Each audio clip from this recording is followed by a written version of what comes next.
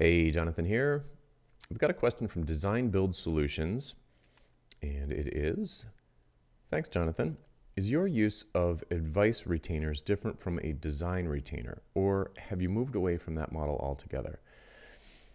Okay, so let's define some terms here. Advisory retainers were for a long time a big part of my business when I was doing mobile consulting. Very lucrative, very useful to me, and very good for my clients. And what an advisory retainer is that a client pays you usually on a monthly, maybe quarterly basis to have access to your expertise. It's true consulting. You are answering questions. They are consulting with you. You're not building stuff. You're not maintaining stuff. You're not supporting things. It's not prepayment for some hours that you're going to do.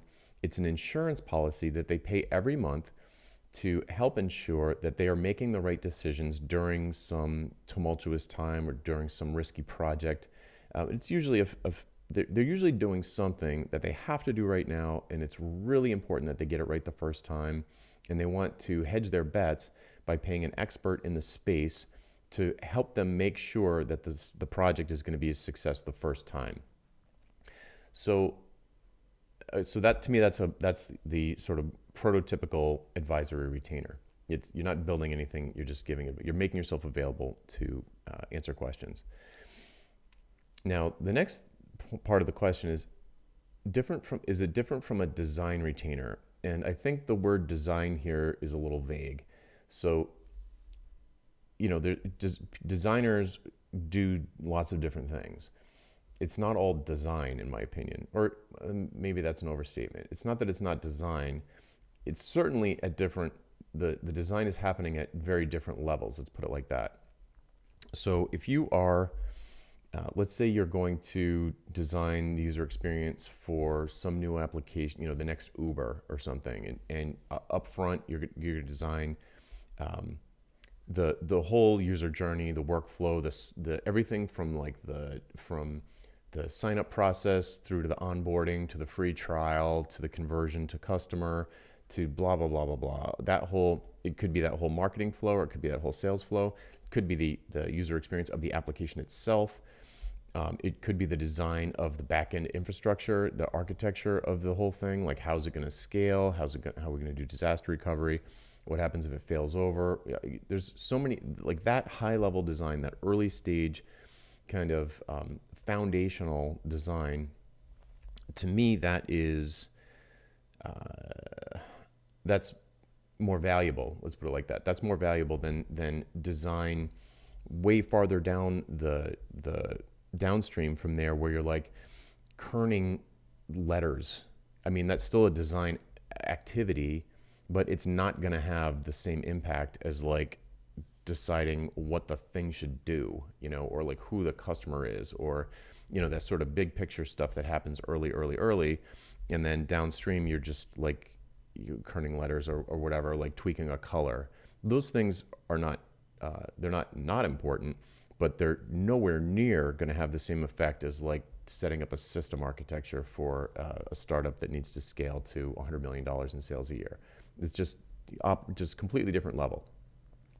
So if we look back at the question, a design retainer, again, if your expertise is in design and you set up, it's still an advisory retainer, you're just advising them about design.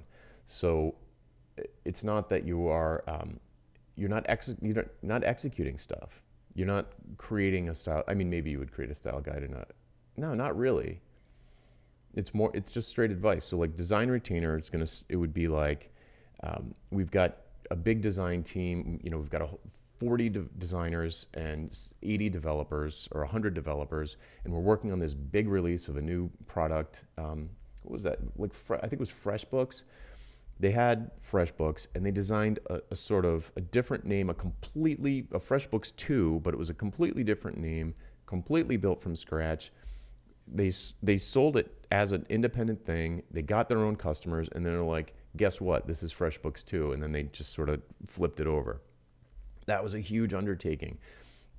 I can imagine a situation where they would want access to someone who is like a worldwide expert on designing user experience for a SaaS or whatever, and they want that person on call. Maybe they want that person to sit in on weekly design review meetings or something, and just be the voice of reason. Make sure that the business and the design teams are communicating properly.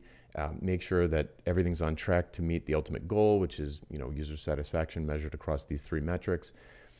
And the important thing here is the difference between implementation and consulting, like advisory input. So they're not getting access to your hands with an advisory retainer. They're getting access to your brains. And if that's what you're doing, even if your expertise is design and you want to call yourself a designer and call what you're doing design, you're still just giving advice about design. You're not executing or implementing or building anything. So to me, that's the big difference. So can a designer offer an advisory retainer? Absolutely. Anybody who's a professional and expert in their field and has a worldview and a viewpoint and can articulate that and has expertise and clients trust them, they're an authority, yeah, you can totally do an advisory retainer. All right, I think that answers the question. Hopefully it does. All right, I'm Jonathan Stark, and if you have a question, hashtag AskJonathan on YouTube, Twitter, or LinkedIn, and we'll get to it as soon as we can. See ya.